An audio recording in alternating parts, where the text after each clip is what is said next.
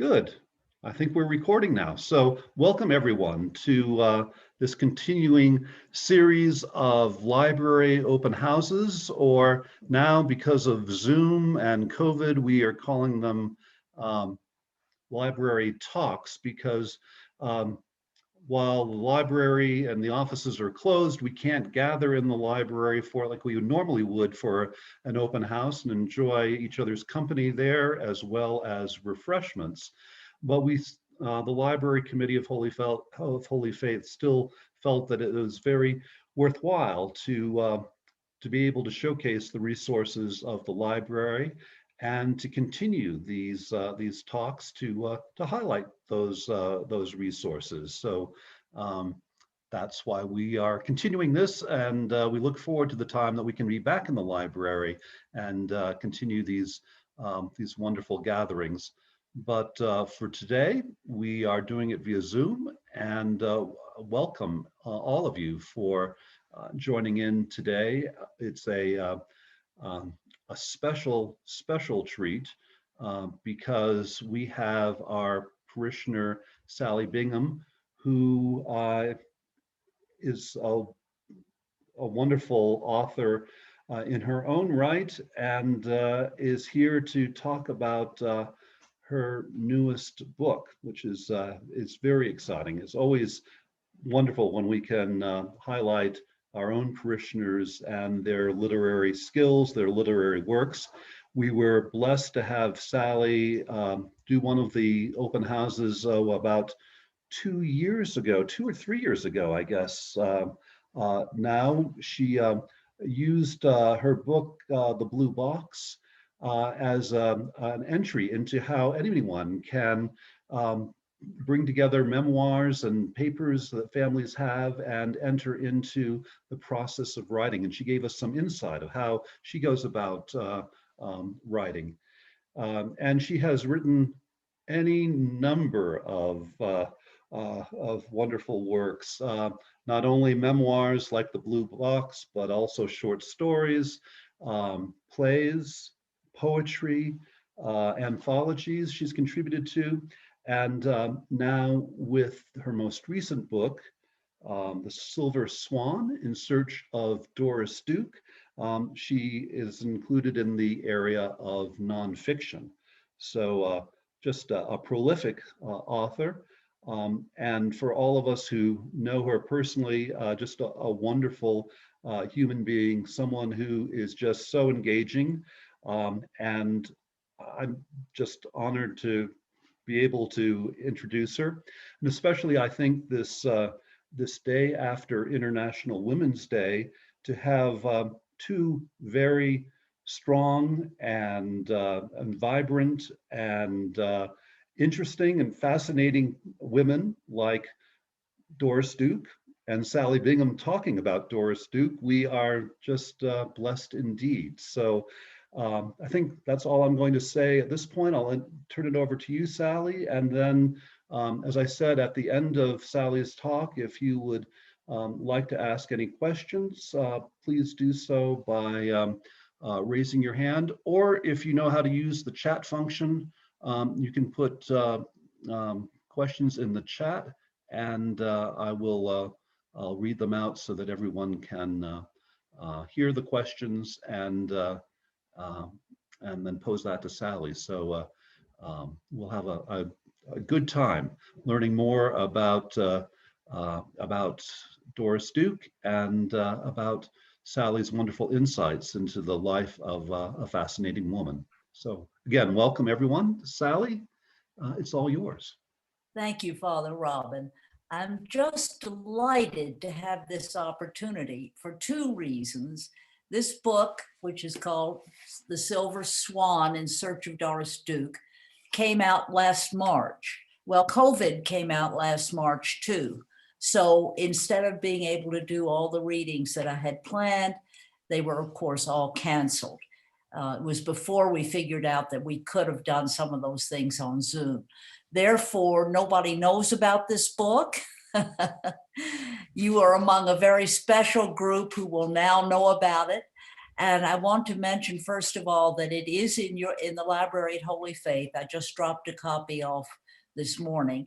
There are also two copies at the Santa Fe Public Library, the main branch, and Garcia Street Books is selling it. If anyone decides to buy it and goes to Garcia Street, they will arrange for me to autograph it. I'll come by and autograph it before you pick it up. I'm very pleased with this book. In fact, I was reflecting before I just started talking today that when I began this project, believe it or not, it was 10 years ago. I've never spent 10 years on a book. I hope never to spend 10 years on a book again. But I had been so naive that I didn't realize that when you wade into writing about someone who is quite well known, the Doris Duke Charitable Foundation that she established is now a $1.3 billion foundation, the third largest in this country and the only one established by a woman. When you wade into those perilous waters, you're going to have trouble. I didn't anticipate that. There was a lot of trouble. And I don't know that I pulled myself out of it very gracefully. I never did really feel that my editor at Farrar Straus knew what I was trying to do. She and I were at loggerhorns practically the whole time. And it was at times very discouraging. Anyway, here it is, it's out, it's published, and I'm so excited about talking about it to you since it is the first time I've had this opportunity that I probably will have to restrain myself because I don't want to talk for much longer than 30 minutes in order to allow plenty of time for questions. But I've got so much to say about it that I may go over a little bit. So I want to begin by telling you the title of this talk is Giving as Grace. And I want you to be sure that no one writes or talks about Doris Duke's spiritual life because no one believes she had one. I think that's because large amounts of money, especially if it is inherited, are associated in our minds with luxury, greed, and self-indulgence, but not with the grace of giving, in spite of the many exceptions. As I dug through the archive of Doris Duke's papers at Duke University, that's what this book is based on, I found no proof that she had ever gone to a church. But she was touched and moved slowly toward a philosophy of giving, beginning with her father's example. Her father, James Buchanan Duke, who was known as Buck, was a churchgoer from his early days in North Carolina, specifically the Methodist Church, and was a generous donor. But his move up in the world and to New York, where Doris was born, seems to have disrupted his connection with the church, as often happens when someone becomes enormously wealthy and then too busy to pray. The source of the fortune he made in the late 19th and early 20th century was tobacco. Cigarettes had already existed, but Buck found a way to manufacture them in great numbers and very fast. And he also initiated the first great publicity campaign that spread smoking all over the world. Even in the early years, around 1900, he was criticized for the disastrous health consequences of smoking, but he had a pat reply. When anyone asked him, "How could you do this to the world?" he would say, "People have always smoked, they always will smoke, and an entrepreneur who doesn't take advantage of that is a fool." He was criticized to such a degree that Doris, I think, in turn, found it very difficult to even think about the source of her fortune and her father's role in the spread of smoking. This Doris would never do, hampered by her unquestioned reverence for her father, Buck Duke, and all he stood for. If he made a large part of his fortune out of a product that has sickened and killed millions, and that continues to do so, that she would never admit into her imagination. It may have helped to assuage her conscience that most of her fortune, her inherited fortune, was in the form of Duke Power Company stock rather than tobacco. But as you know, usually if you have any inheritance from tobacco, that's what rules the picture. Yet her father's example was powerful and positive. One of the most conspicuous results was the towering Duke Chapel, as it's called, the centerpiece of Duke University in Durham, North Carolina. The university, which Buck founded and endowed at his death in 1929 with $40 million, the equivalent of $600 million today. With its towering steeple, it looks like a cathedral, but it is called a chapel and is non-denominational. Buck's will left Doris, who was 13 when her father died, and her mother $100 million in trust. You can figure the equivalent today. Newspapers began to call her the richest girl in the world, and later the richest woman in the world, a title that would follow her during her whole life, although in fact she was never the richest woman in the world. Her father had ambitions for her, but they were limited by the expectations of that time. He told a friend that he wanted Doris to be charitable and to marry a Southerner. She did not take much interest in the idea of marrying a Southerner. She was a New York City woman and later an international woman. Doris inherited the first installment of her trust, $10 million, when she turned 21. Like most of us who can afford to help, Doris's early giving was to friends. In her early 20s and 30s, she established a foundation called Independent Aid with $125,000 from this first disbursement from her trust. And I'll read you a little bit about Independent Aid. I'm somewhat handicapped by having terribly streaming eyes with allergies, but I think I can find the page.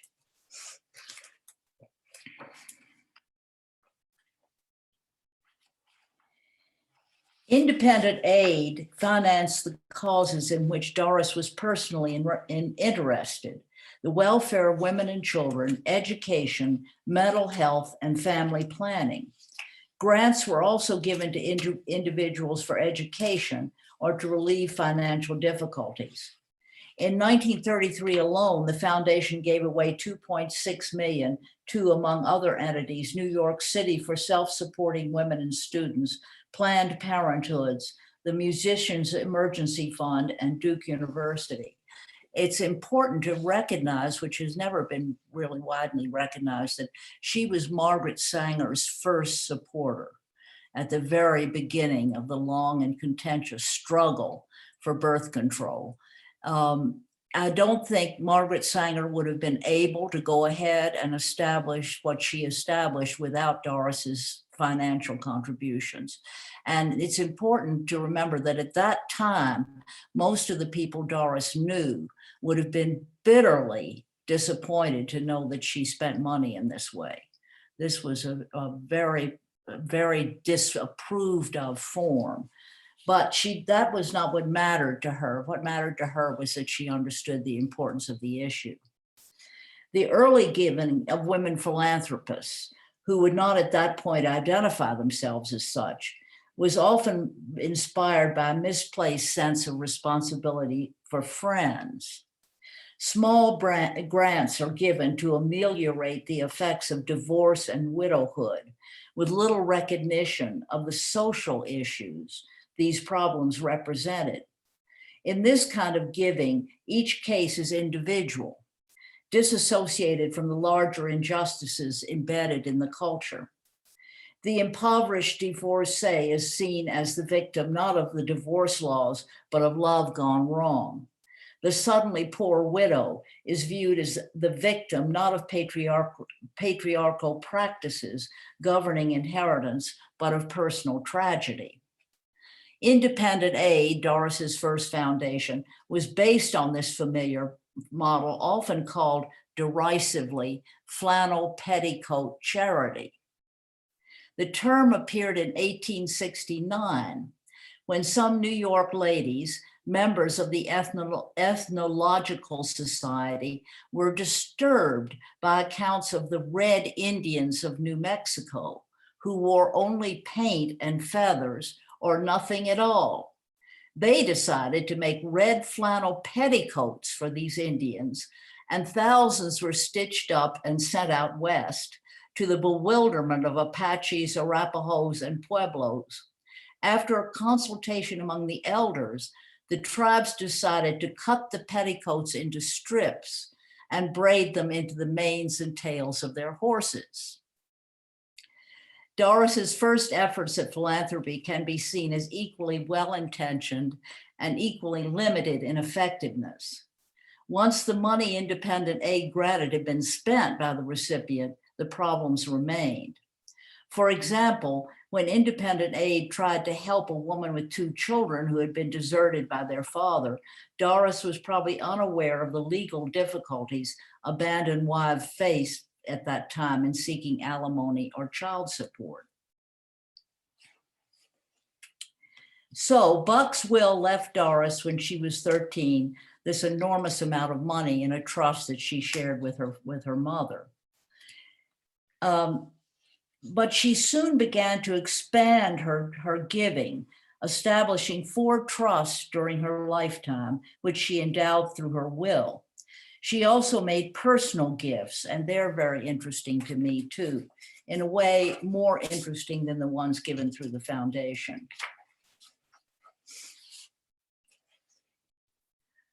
Even as a child, Doris had clearly absorbed her father's commitment to the stewardship of wealth, but she spread her gifts much more widely than she had.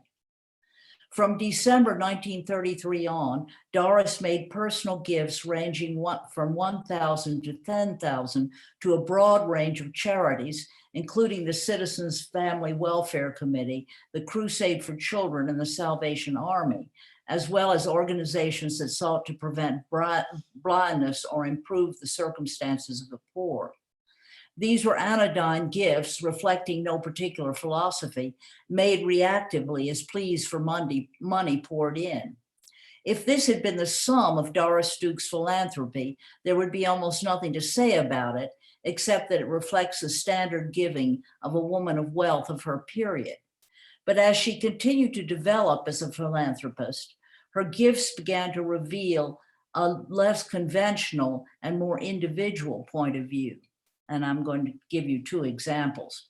One of them is a dancer, now forgotten, named Catherine Dunham, an African-American. Her dates are 1909 to 2006.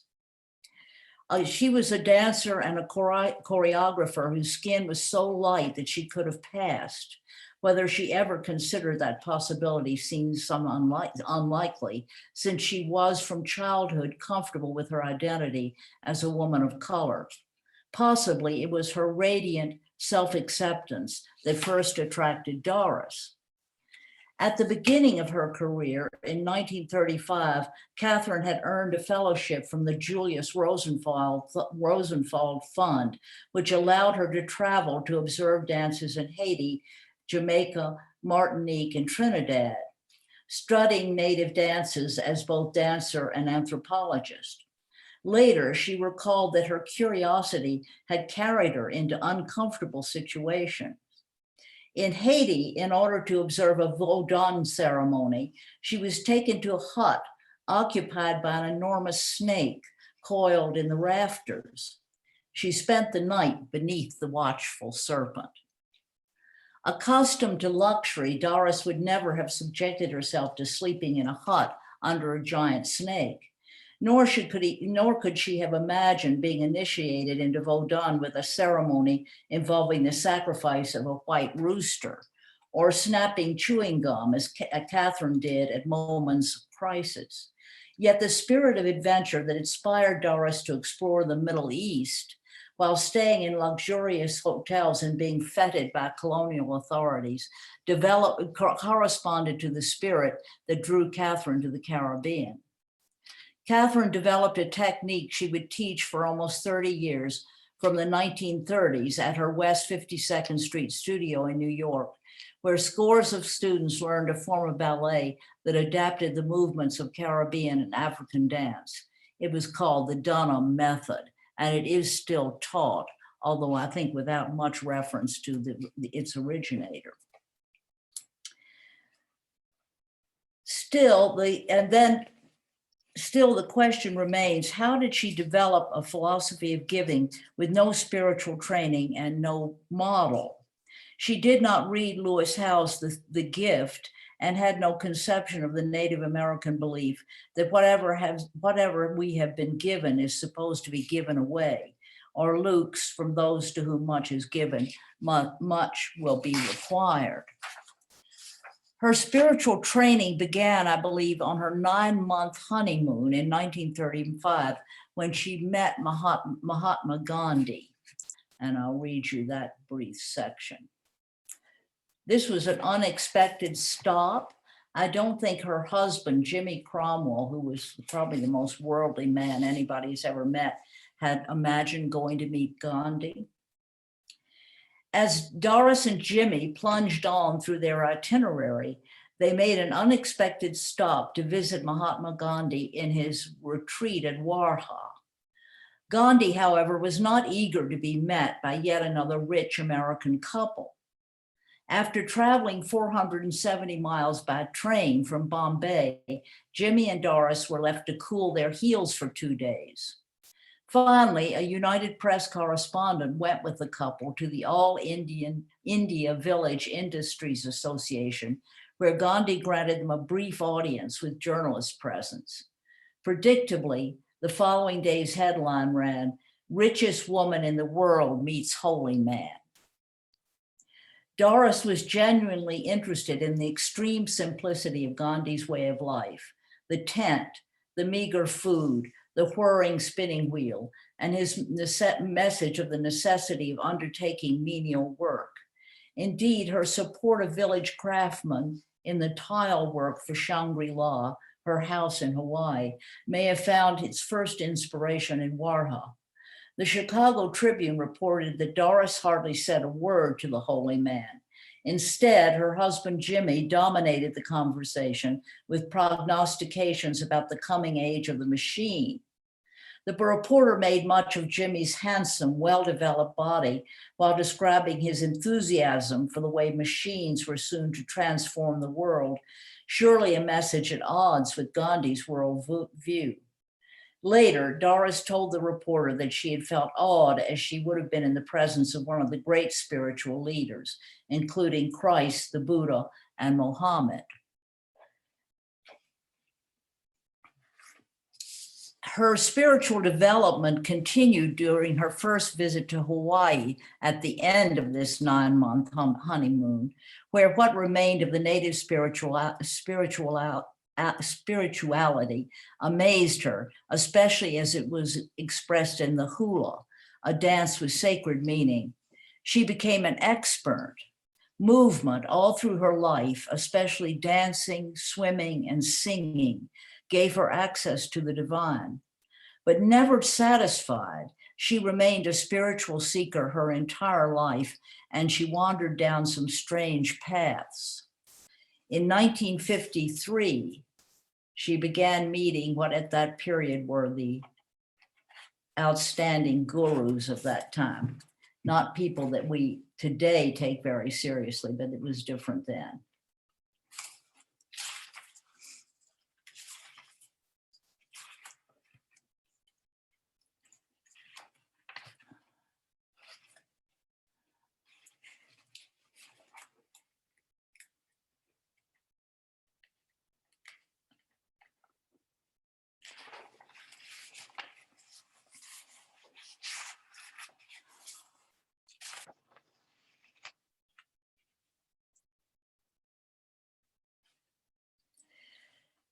In 1953, Doris had developed a friendship with Bhikkhu Arunda, who wrote her on New Year's Day from his forest hermitage in Kandy, Ceylon, attempting to persuade her to visit him there with some of her friends.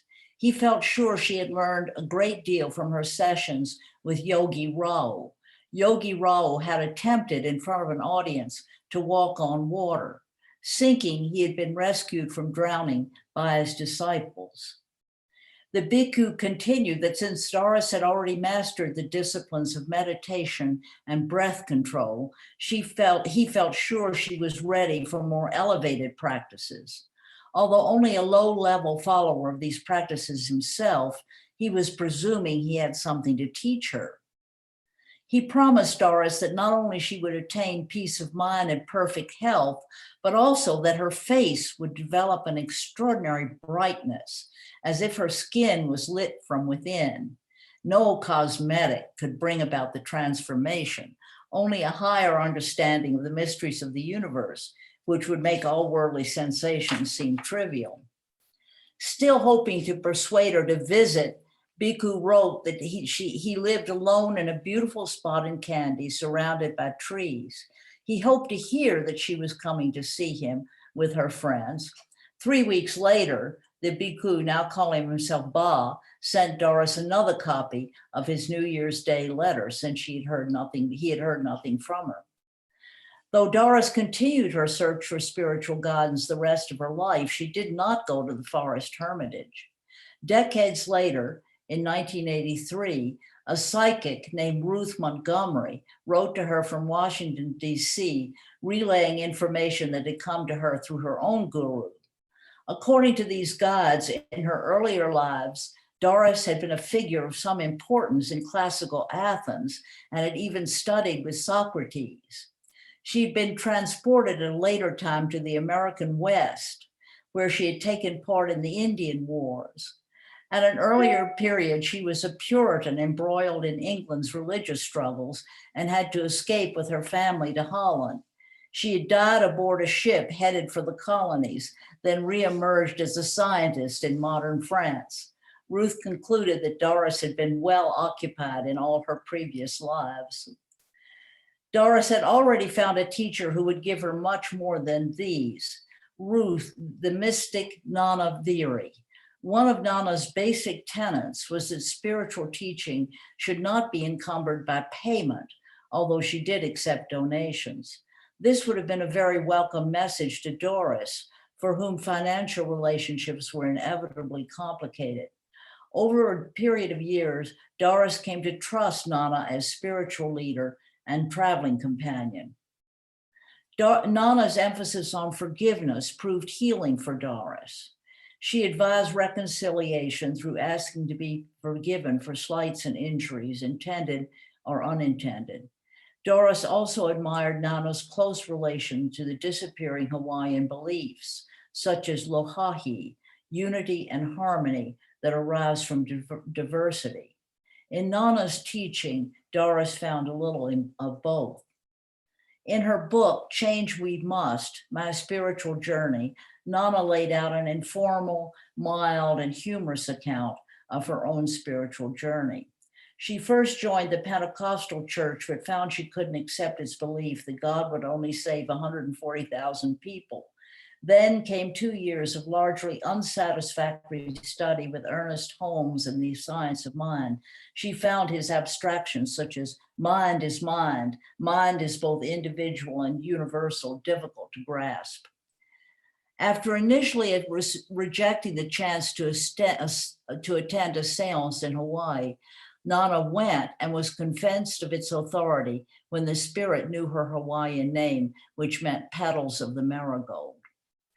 That's a relationship to which I devote a good deal of time in this book because I think it was so crucial for Doris. She did separate from Nana later. Often Doris's relationships with people ran on the rocks. And since I was restricted to what she had left in her archive at Duke, I didn't always really know what had happened to these relationships. There's several other things that I want to mention about her philanthropy. As you know, the Duke Charitable Foundation began its life as part of Duke University, and and the university, as well as this foundation, was largely supported by money from coal mines in Kentucky and West Virginia. That raises some very difficult ethical questions, as I'm sure you understand. And it was something that I was disappointed to find that Doris had never really dealt with, because I felt it was something she should have dealt with, because after all, that was the source both of her own money and of the money she was donating. She did have an opportunity, because there was a series of strikes at one of the mines in Kentucky because of the terrible conditions, people living in huts without running water or electricity, children who were not being educated. And the head of the union of mine workers wrote Doris and asked her if, as a member of the endowment, she would bring up this issue at a board meeting and say, how is it that we're making money off these unfair practices? She was disturbed by the letter, but she wasn't willing to go further and visit and actually find out what the conditions were. And so, as it happened, nothing changed there for many years. The other thing she did that was quite unusual for a woman of her time, or indeed of any time, was to go and visit the Rosebud Reservation in South Dakota, one of the poorest reservations in this country. She had been approached by the chairman there, who had asked her to come out and see if she could help them with the extreme poverty they were dealing with. She did go, and it's a little amusing to imagine, because of course she would have been driven from the airport in a limousine, although the limousine would not have been allowed on the reservation without a company of elders to make it all okay. And she saw what we all know about the poverty of life on the reservation. She also was going to be named in a naming ceremony. And in order to be named in this ceremony, she had to partake of a sweat lodge. I don't know how many of you have ever been in a sweat lodge, probably some of you have, but it's a little hard to imagine a woman of this time who would have been wearing a suit, girdle, stockings, high heels, going into a sweat lodge. Normally, you're expected to take your clothes off before you go into a sweat lodge, and that's a little bit hard to imagine for Doris Duke too. There's no description of this event, so I had to try to imagine it, which was quite a feat. Anyway, she did help the Rosebud Reservation with a lot of donations, and also what was probably more important to them, which was a recognition of the importance of their tribal traditions and their tribal unity. Probably one of the few times that any major philanthropist has actually visited a Native American reservation. I'm not sure there would be even one other person. And one of the results of this was that she commissioned recordings of the elders at 6 Native American reservations, so that the elders would have a chance, this was in the 1960s, to tell their stories. Of course, these people are now long dead, and these tapes, which were given to these universities, UNM has one of the collections, were not maintained. And in fact, I read a description of a big box of them just being found on a loading dock somewhere. One of the problems with this kind of gift is that it's great to give. She gave 1.3 million for the collection, but if there's no money for its preservation, then the entity may just let it go downhill. Anyway, some of you may have noticed, it was a New York Times story last week, that the current Doris Duke Charitable Foundation gave money to these 6 universities to have these old disintegrating tapes digitalized. So instead of being lost, they will now be available to people who want to find out the stories of that time and how they differ from the stories of this time. So again, something remarkable that reaches into the future as well as into the past. Well, I'm going to conclude that for Doris, as for many others, giving is a form of grace, a spiritual practice not aligned with any church, but powerful and precious in itself. What Doris lacked, which we here at Holy Faith have, was a community of spiritual people with whom she could share some of her dilemmas. Thank you so much for listening.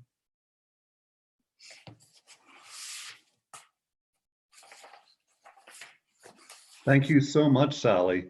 What a fascinating talk about a fascinating person, and thank you so much for focusing on Doris Duke's spiritual life, and especially her sense of stewardship in her philanthropy. That's with all the things that you know about Doris, and I'm sure I'm speaking for everyone. Your command of knowledge about her life and insights about her character and her personality, of all the things that you could choose to do for this particular talk, to focus on her spirituality and her associations with holy people of her time, and to think about her approach to philanthropy in terms of stewardship is just remarkable. Thank you so much for that. And just coming into the chat, I noticed Kathleen McIntosh says, "What an excellent presentation about a fascinating woman. I was riveted every minute. I can't wait to read your book." And again, the book is available. We have the book available in the Holy Faith Library. However, I understand it's already been checked out and it just arrived this morning. But it will come back, and while the library is not officially open because of COVID, there's exciting news coming from the library that we are working on getting the collection, the entirety of its collection, online on the Holy Faith website, so that you all can tell what's in the library and whether it's available or not available. So stay tuned for those exciting developments from the Holy Faith Library. But as Sally said at the beginning, there are also other ways to purchase the book around town, and I know that I'm looking forward to reading more about this fascinating person. I'll invite you to either raise your hand or put a question in the chat, because Sally has agreed to answer some questions. And I'd just like to start off the question for you, Sally, because I understand that you actually had the opportunity to meet Doris Duke long before I'm sure you thought you were ever going to do a biography about her. But can you tell us, what it was like to meet her, and how did you decide to write this book and about this interesting woman? Thank you, Father Robin. That's a really interesting question. And in fact, in the preface to this biography, I described this event. It's hard to imagine now. I was 21 years old. I was newly married, very shy. And I was in Paris with my new husband, and he told me, "Well, we're having lunch with some French people. I don't really know much about them, but that's what we're going to do. My father has arranged it." So I felt quite intimidated. My French was not that great. And as I say, I was very young and very shy. So we went to this forbidding apartment. Dark, lugubrious, grand, and I was sitting at the end of a long table, probably 10 or 12 people. Everyone else was Frenchmen, formally dressed. The lunch was very formal, way too much food, way too much wine. And at the other end of the table, there was the only other woman. She never said a word to me. I never said a word to her. But I was fascinated by her. First of all, I had never, at that period in the 1950s, been to a formal lunch hosted by a woman alone. There was no husband there, as far as I could tell. But I was completely tongue-tied. I really hardly even knew what was going on. I just noticed this extraordinary presence This was a woman of late middle age. I don't remember what she had on or what she looked like, but she was very much in charge of this whole event. Well, when we left, I said to my husband, well, who in the world was that? And he said, that was Doris Duke. So I can't really call it a meeting because we never even shared a word as far as I can remember. But it immediately ignited my interest, which then many years later, through my connection with Duke University, made me even more curious about her. I don't know if any of you have been to Duke University in Durham, but if you stay at the Duke Washington Inn on the campus, as you pass through the lobby, you see 5 or 6 very grand looking black marble statues of the Duke men. Doris's father, her uncle, several other men in the family, but there's not a single visual representation of Doris Duke, a very well-known philanthropist and also a major donor to the university and the daughter of the founder. Well, this struck me as very strange. And I started asking my friends on the faculty, isn't there something, isn't there some portrait of her somewhere on this enormous campus? And I finally was shown one small black and white photograph.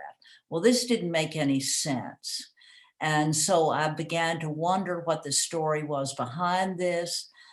Couldn't find any satisfactory answers, but because I was very curious, when she died and her papers eventually were released to the Duke University archive and were sorted and so on, one of my friends said, well, her papers are here now. You want to come and see what you can find out?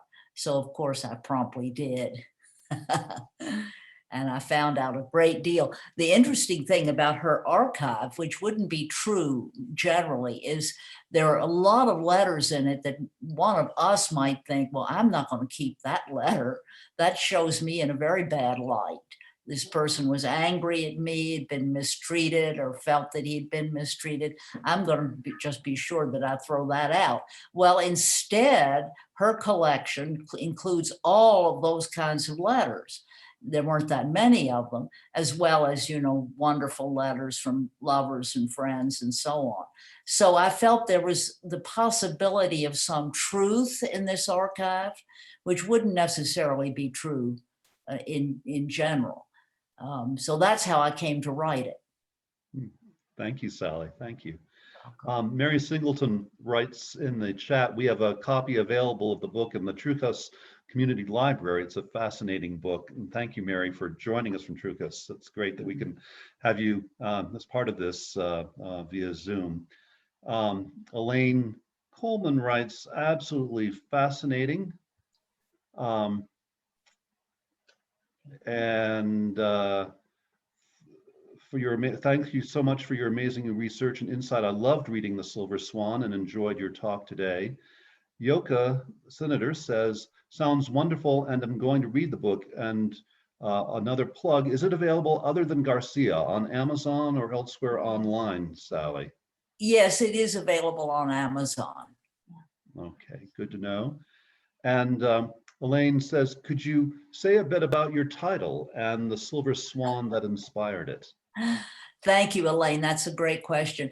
Well, the Silver Swan came to me sort of late in the process when I realized that she, of course, collected many things, but one thing that always traveled with her was a table ornament, a silver swan from Tiffany, about this big.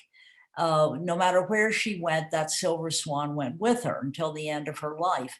And there's a French poem, I can't remember right now who it's by, about the swan that says, the silver swan in living had no note.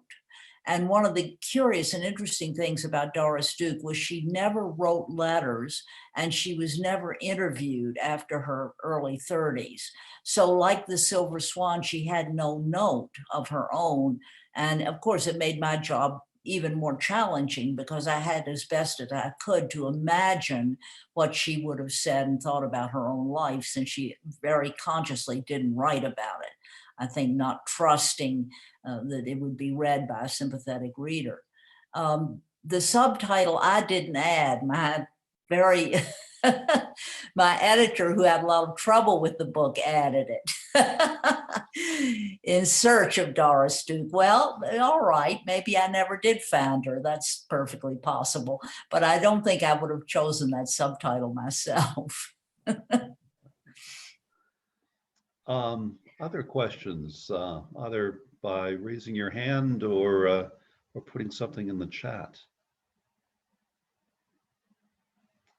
How long have you been working on did you work on this book, Sally? Oh, it's been 10 years, which is just preposterous. No. It would never have been that long. I had finished the first draft in about 3 years, but the editing was so strenuous that really the next 7 years were editing. And there would be long periods of time when I wouldn't even hear from my editor in New York, and she was doing other things. And then there would be another great, massive request for all kinds of changes and cuts and deletions. And then months spent arguing with her about why most of that should or had to stay in. So it just slowed the whole process down enormously. And I really regret that, because that's too much time to spend on any book. No book is worth 10 years, I don't think. So but that's one of the difficulties of dealing with a big New York publishing house. They are very commercial minded now. They're all owned by conglomerates. And if they think the book is not going to make the bestseller list, they're not much interested. I think from the beginning, my approach as a feminist was a problem. And I also think what my editor had hoped for was another scandal book, because as we know, people love to read about scandals, real or invented. I wasn't the least bit interested in writing about love affairs and so on, because they're all more or less the same, as we know. There's nothing really new to say about somebody's love affair, except it happened. So I think she was disappointed, because she thought that's what would sell the book. And probably she was right about that, but it was not the book I was going to write. Well, Sally, I think I can speak for everyone here that we're glad that you stuck with it for those 10 years, and to bring out a fascinating story about a fascinating woman like this, that we are all richer for it, and the insights that you bring without the scandal and without the love affairs. It gets down to who we are truly as humans, and give us a different perspective, perhaps a better perspective on how, when we have means, how we can affect change and do good in the world. So that's a fascinating story. Maybe a little, not as interesting for some, but something that needs to be told, and that we all need to be reminded of God's gifts that we're given, and how we can affect change and make the world better by the gifts that we are given. So thank you for focusing on that today. Van, I see your hand. Yes. My family was always very fond of the Dukes, because my father was a recipient of one of the first scholarships to Duke University in the School of Religion. And so he went to the seminary there, and then he stayed. He loved it so much. And he always said, Duke University made me a man. I never knew what that meant, but it gave him an experience that most universities really didn't have at that time, certainly in the South. And that was very famous musicians came, and very famous, from New York, for example. And my father used to say he'd never heard any classical music until he heard Fritz Kreisler, I think it was, play the violin. And he then became very passionate about classical music for the rest of his life, which made him quite odd in Texas, where he had his ministry at that time. And he also, the interesting thing about the Dukes, they also built many churches all around Durham, because both my grandmother went to a Duke church, and so did my mother's mother, and so did my my aunts who lived down the road in another little town, and they were beautiful chapels. They were built out of the same stone that Duke University, the original campus, was built. So there's little Methodist churches all around, you know, in Orange County and so and so. I mean, and it's wonderful. They're beautiful and they're extremely well appointed. They were not just slapped up. They had beautiful woodwork in them, etc. And so my father was sent out to preach at these little churches for training, I suppose. And that's how he met my mother in the first place. But it was they were really very generous in a very responsive way. And, you know, people talk about tobacco, but that was what North Carolina was. And my grandfather, my mother's side, was one of the largest tobacco planters in North Carolina. My father, of course, came from abject poverty in Tennessee. But anyway, they were really very generous and made a difference in the little communities all around Durham. So it was and my son went to Duke University, and we only had 2 tickets, and for the chapel. And so I gave it to my father because I knew he thought Duke University was the most fantastic thing in his life, and he was still alive, and he got to go to graduation there. So I'm very fond of Duke University. So I look forward to reading this wonderful book that you've written, and I'll look at it with that eye in mind of how you. Thank you so much. I didn't know about all those little churches. That's just terrific to know about. And you probably know that the architect, who was not at that time identified as such, was the first African-American who actually graduated from architectural school. So that in itself was quite remarkable. I don't know that he had anything to do with the design of these other little churches, but he might have had. Well, they are beautiful, and they're still around, and they're still in use, because the communities that I'm talking about have not really grown into, you know, humongous cities. And so they're still used as Methodist churches. That's you know, terrific. Yeah. And in the spirit of full disclosure, I should say that my brother had the privilege of working at Duke University Hospital doing leukemia research. So, and Duke University was a great center for research, and it still is, and often, you know, obviously gives back to the community in many, many ways, not only through its own education system, but also all the research that it does. And I went to my nephew's high school graduation. It was not at in the chapel at Duke University, but it was in Cameron Arena. And the other thing that Duke is known for is its sports, and especially its basketball. So that was a great thrill to be connected with Duke in that way. Are there other questions? Hearing none, I would entertain a motion to adjourn. As they say, I chair too many vestry meetings, I'm afraid. So I second it. Sally told me before we started today that she was just, you know, absolutely terrified of doing this, and I don't know why. She is, you know, comes with the command of the knowledge that she has, and her online and video presence.